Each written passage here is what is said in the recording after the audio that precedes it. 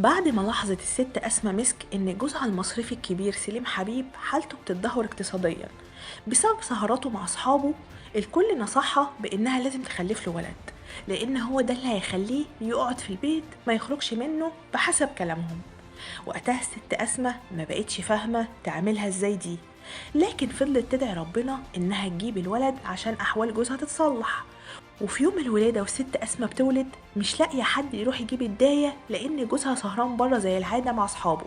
فجأة ظهر جوزها ملهوف في انتظار الولد وطلع جري يجيب الداية، لكن اللي حصل إن اللي جه ما كانش ولد، كانت بنت انضمت لأختها أليس عشان سليم يبقى أبو البنات. على غير المتوقع من أسماء، فرح سليم ببنته الجديدة جدا اللي اختار لها اسم ماري، وبقى يقعد في البيت لحد ما الدنيا ضاقت عليه واضطر انه يرهن البيت اللي عايشين فيه. هنا صحابه نصحوه بانه ينزل معاهم مصر يجرب حظه في التجارة، فساب مراته وبناته وقال لأسماء كلها أسبوعين وارجع. لكن الأسبوعين طولوا وبقوا شهر واتنين وتلاتة، لحد ما ولاد الحلال نصحوا أسماء إنها تنزل مصر تدور على جوزها.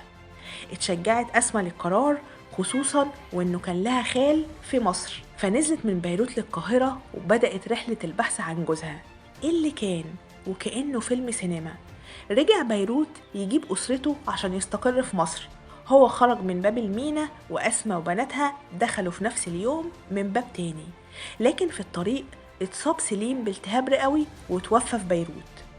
وصل الخبر للقاهرة، فالست أسماء طبت ساكتة وبدأت تفكر هتعمل ايه وتروح فين وتيجي منين، وخصوصا ان مرات خالها ما كانتش طايقاها ولا هي ولا بناتها ومستنية اليوم اللي يمشوا فيه. في الوقت ده كانت نصيحة الخال بإنها ترجع للبنان، لكن أسماء قالت أنا مش هقدر أعيش هناك من غير سليم، هفضل هنا في مصر. وراحت أجرت شقة في شبرا ب50 قرش في الشهر، وبقت تعمل شغل إبرة وخياطة عشان تقدر تعيش من غير ما تقول لحد اديني. خلال أيام معدودة كانت ميري وأليس اندمجوا خلاص في المجتمع الشبراوي بكل تفاصيله، وبدأت الأم تدور لهم على مدرسة محترمة من غير مصاريف كتيرة، وفي النهاية اختارت لهم مدرسة للراهبات.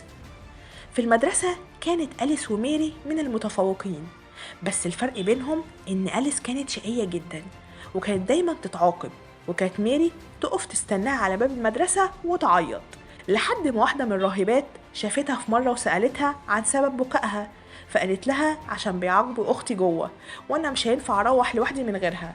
في اليوم ده اتفقت الراهبات إنهم مش هيعاقبوا أليس تاني عشان خاطر ميري، وإن البنوتة الرقيقة الوديعة اللي اسمها ميري لازم في يوم من الأيام تبقى راهبة.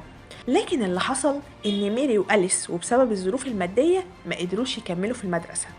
وسط ما الظروف عمالة تعاكس فيهم، جت زوجة صدناوي لأسماء عشان تفصل لها فستان، وقالت لها لو عملتيه كويس هجيب لك شغل كتير، وكمان 3 أيام هبعت جبران أفندي جوز أختي يستلمه.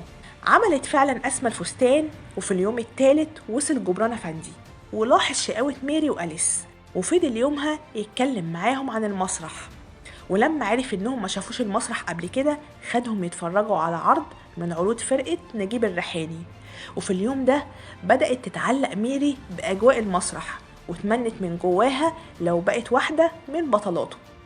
مع ملاحظة جبران ان حالة أسماء وبناتها لا تسر عدو ولا حبيب، قرر انه يساعدهم، فعرض على الريحاني انه يضم أليس وميري للفرقة، ورغم معارضة الأم الشديدة إلا إنها اضطرت تقبل بسبب الظروف. ومع ذلك الريحاني رفض وقال دول معصعصين قوي يا دوب أعمل عليهم شوربة.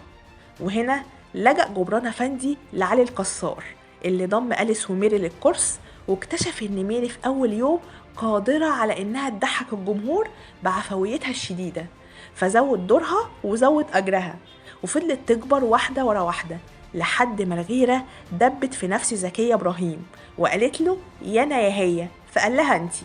خرجت ميري من عند علي القصار على فرقة ماري منصور، وبقى ليها جمهور بيجي يهتف باسمها، وهنا برضو الغيرة دبت في نفس ماري منصور وطردت ماري سليم حبيب اللي فضلت تتنقل من فرقة لفرقة لحد ما بدأت تحط رجليها على أول طريق النجومية بعد ما عملت فرقة مع الممثل فوزي منيب اللي هتاخد اسمه بعد ما يتجوزوا، ويبقى من هنا ورايح اسمها ماري منيب. وبس كده. لو عجبكم الفيديو ما تنسوش تشتركوا في القناة وتفعلوا زر الجرس عشان يوصلكم كل جديد.